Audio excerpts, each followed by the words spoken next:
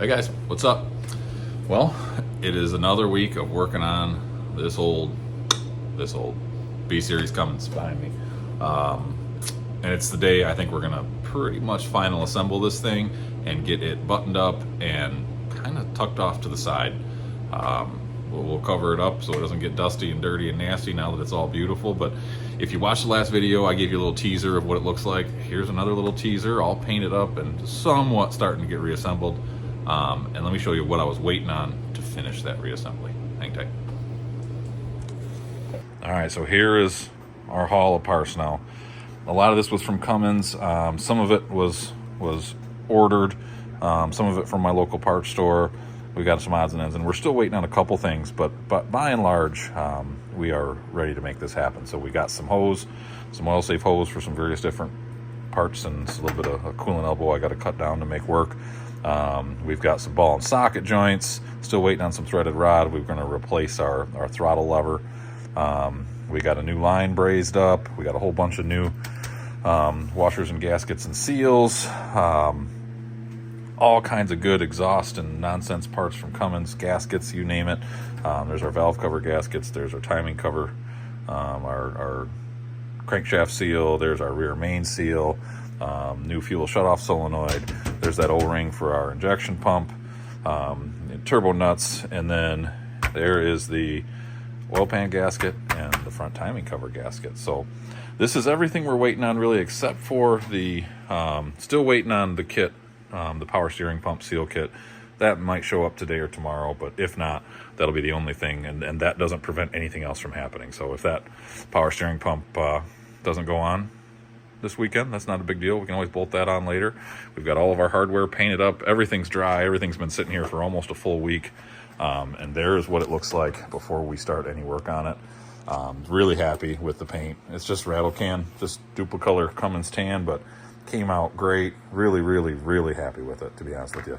It hardened up and dried up nice. I know it's not, it's rattle can, so it's not hardened paint. There's no clear on it, but this isn't a show motor. I'm building this truck just like I build all my trucks, if you guys have watched those. And could you take it to a show? Sure, it'll look nice, but is it a show truck? No. These are drivers that they're just really nice looking drivers. That's the trucks I build. That's what I want to have. So with that being said, I'm going to get after it. First step is getting that injection pump hung, because we've got lines and whatnot to play with and contend with. Once I know that that's good to go, we'll start with some of this other stuff, and I might time lapse it, might just bring you back when stuff's said and done. I don't know. I guess you'll see when you watch it, right? Right. Oh, and by the way, you don't want to know how much all that cost. Having all these parts, having that fancy little C on them, makes them, basically worth pure gold. But there are certain things that I'll compromise on, and certain things I really don't want to. So, that's why I picked and chose where I ordered stuff from, and some stuff I wanted to have branded Cummins parts. I don't want to have to do this again. So we're putting the good stuff on. In some cases, if it's not a big deal to change, or it's something that's not, a key component, we'll put the cheaper stuff on, the aftermarket stuff. So with that being said, let's get after it. All right, guys, so before I install this exhaust manifold, I tested all of, that's what happens when you have a cheap tap and die set. I tested all of these holes and was able to get all of them to pre-spin with the bolt, other than this one. And obviously this sweet tap holder is really doing me proud here, especially one-handed, because that always makes it easier. Anyway, we just want to make sure that all these fresh, brand new bolts run in properly all the way, and seat properly before we get it all hung on there and go through that trouble. So I'm pre-lubing and pre-spinning bolts through all of them, and then we'll anti-seize everything for final assembly. All right, y'all. Well, here's where we're at. This thing's not bolted down by any means, but I've got all 4 nuts started and the new O-rings pressed on into the housing there. So that's ready to start getting buttoned down. Before I go tightening all that down, I want to make sure I can access all the lines and get everything fished that needs to fish. Just make sure everything works. But regardless, once that's done, then we can press that gear back on. And look at that. She's looking like a complete motor again. Got the turbo hanging off, so everything's done on the exhaust side of things, at least until, until it's back in the truck anyway. These are the 3 bolts that previously, back in 2015, probably, when I did the turbo replacement, 15 or 16, I torched those out and they didn't hang. So those 3 are through bolts now. Luckily with this design that works. I could have, need to get that. Oh, not that it matters, but I just want that straightened up for my sake. But luckily with this design, you can through bolt these if need be. It's not ideal, but it works. I could have drilled and tapped those out to something bigger, and I just didn't feel like it. So otherwise, everything else is threads cleaned up, NECs on everything. I do have 1 stud on the turbo back there that's not holding super well, so we'll see.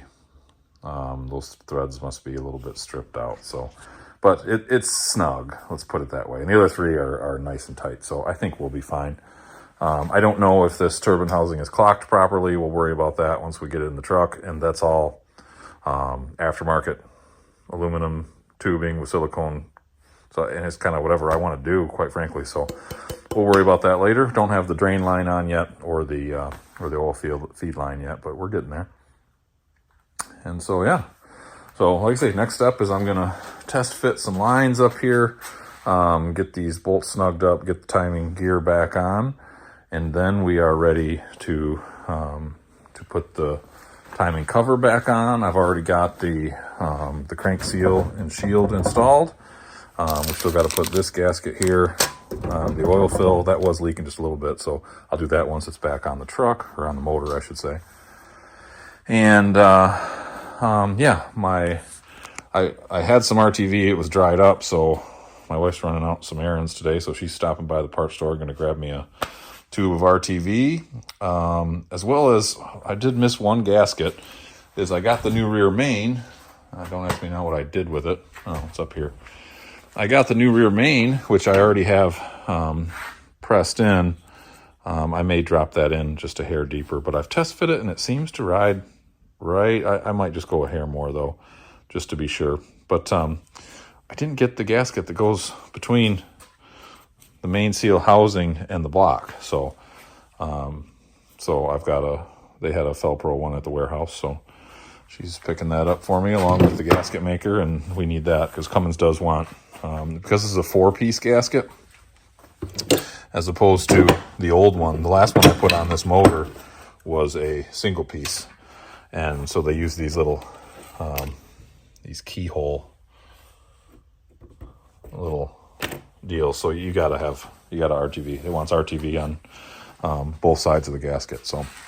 So we got to do that yet. We can't put the oil pan on just yet, and we can't put the oil pan on anyway until we have that gasket for the rear main, because it does seal, the oil pan seals to that housing. So we'll keep going with some of this other miscellaneous stuff, but it looks like we'll have most of this thing reassembled today. We'll get it buttoned up. I'll show you what it looks like at the end, and then we'll basically get it covered up and put to bed while I tackle some other projects on this truck. Which is all moving towards getting the engine back in the chassis, and then we move on from there.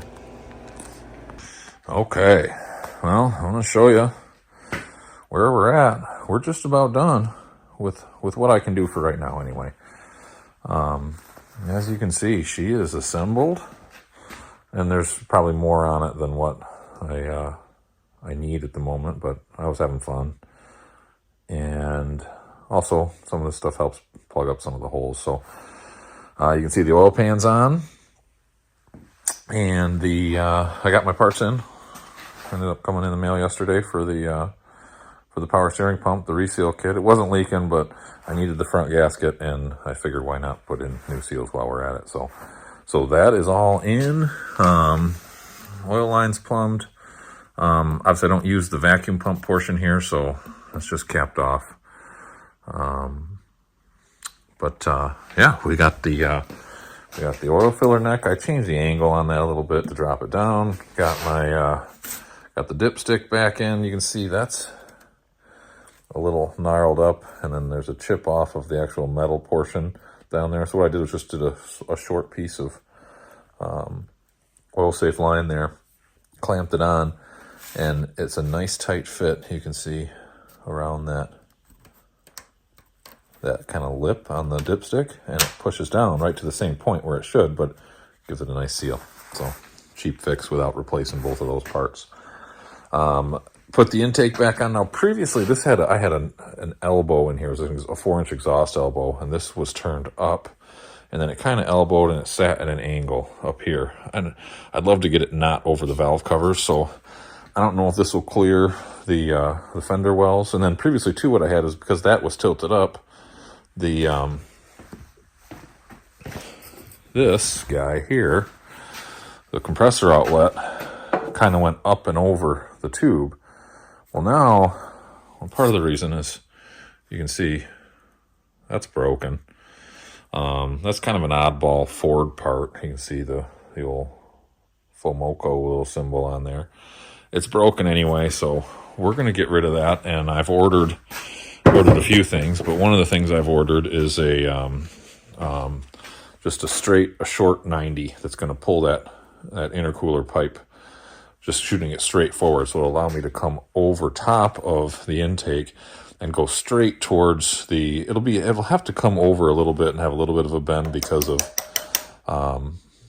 the AC compressor that's going to be right here. But, I also might be able just to clock the turbo a little bit and then reclock this intake. So we've got options, but I'd love to be able to just bring a pipe straight right next to that AC compressor and through the core support to the intercooler when it's said and done. But we'll worry about that stuff once it's on the truck. But so we've got an elbow and a gasket and a V-band clamp on the way.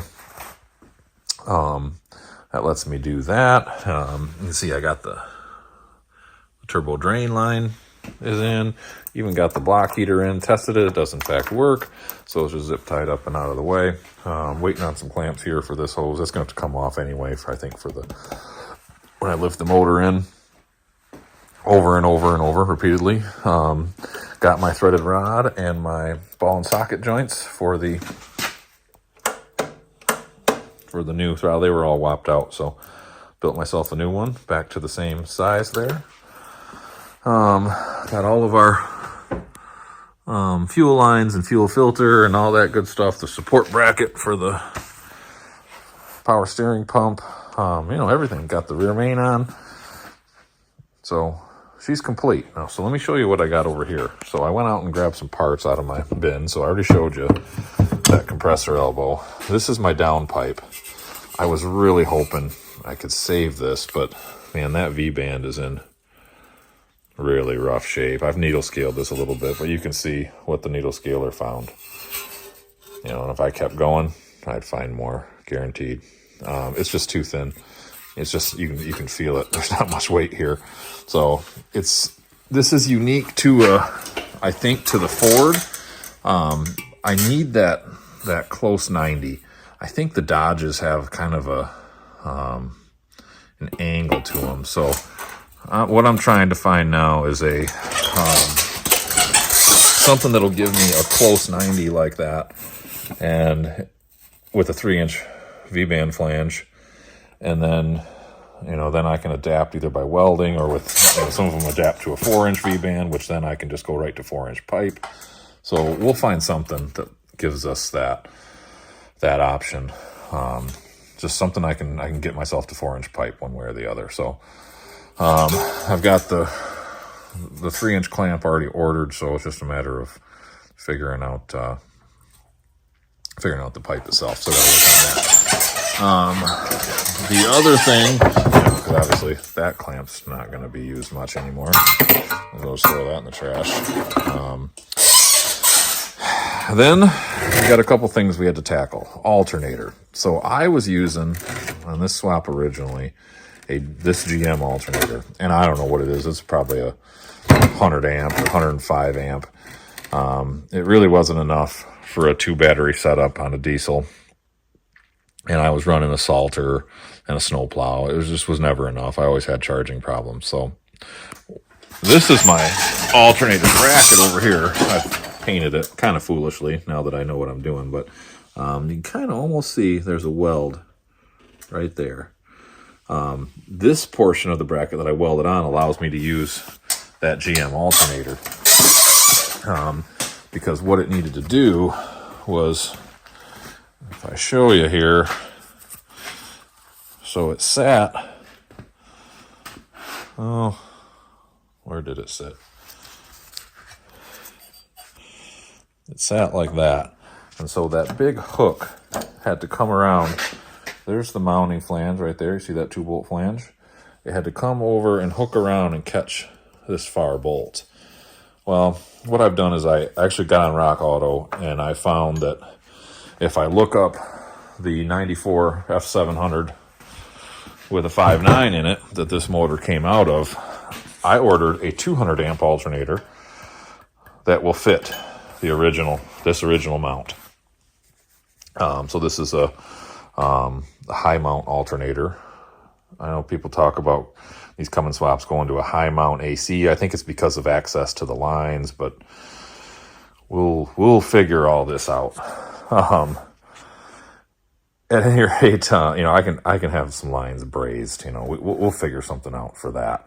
I'm more concerned. AC lines are the least of my worries, so I'm more concerned about getting a relatively high amperage alternator. I think a 200 amp will be fine. In the long run, I might have an air compressor, a 12-volt air compressor with not much of a duty cycle, and then maybe a hydraulic pump, 12-volt hydraulic pump. Neither one of them are going to be running very much, and neither one of them are very high draw items. Other than that, it's just charging 2 batteries. So I think a 200 amp will be what we need. You can spend some big money, $400, $500, $600 and get, up to 400 amp alternator setups for these.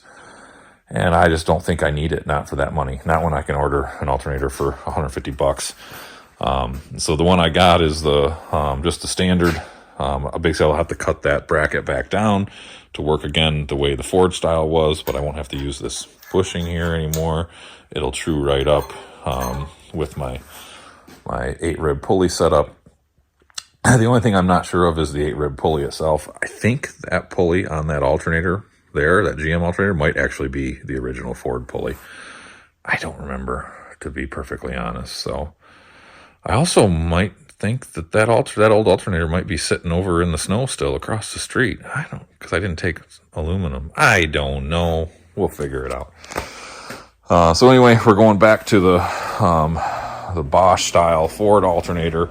And then this is the original AC compressor that was on that in the Ford. I kept it on in the Chevy. Never had AC because that was a non-AC truck, so it never had it.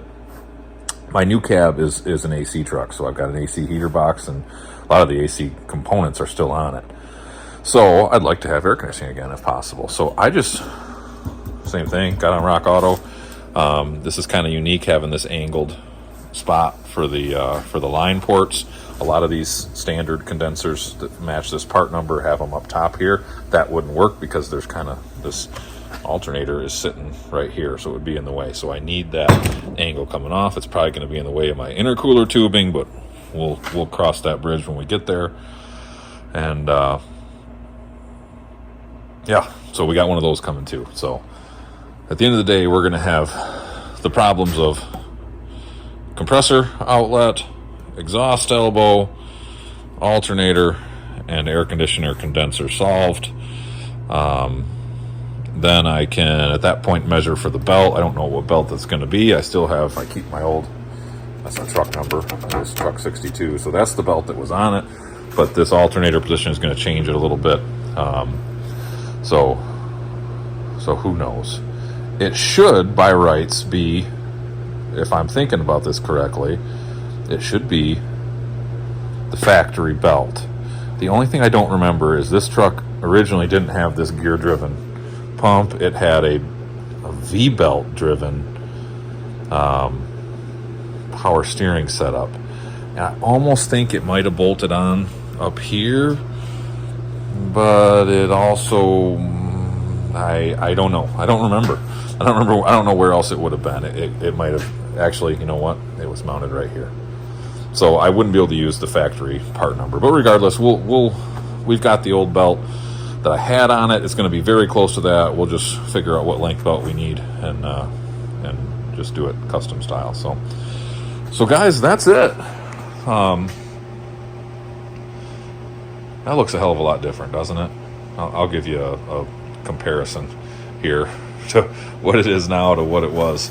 You know, this didn't get rebuilt. If I had all the funds in the world and I had a $1,500 to $2,000 more to drop into this, I would. I've already got $1,000 in gaskets and odds and ends. I've got another $500 I spent today ordering the rest of the stuff I just talked about. You know, we've got $1,500 into this thing just as it sits. I can't justify spending all that. I mean, building trucks is too damn expensive, guys. This engine runs, and yeah, it's got some blow by. Yeah, she's starting to get a hair tired. I don't know. The power feels great. So, you know, I'm not going to worry about it. For the miles I'm going to put on it, I can deal with a little bit of blue smoke, and I can deal with a little bit of oil in the intercooler, you know? It's just a little bit of blow by coming out of the draft tube. It is what it is. This is the real world, and I don't have the friggin' money to rebuild this motor. Would I love to do it if I could? Heck yeah, I would. But don't have it. So on that note, stay tuned. It's Saturday afternoon. I'm gonna get this truck out of here, and I'm gonna get this old girl slid out of the way, and I'm gonna get some stuff in here that is kind of cool. I think you guys might be excited about. It's going to be next week's video, but I'm going to get in here and get it melting off tonight, and tomorrow morning I'll get cracking on it. And I don't know, it's going to be a cool addition to this truck, and I'm excited to test out and see if my idea will work. So on that note, hope you enjoy the video on the rattle can rebuild on my 210 horse 5.9 Cummins, and yeah, thanks for watching. Take her easy.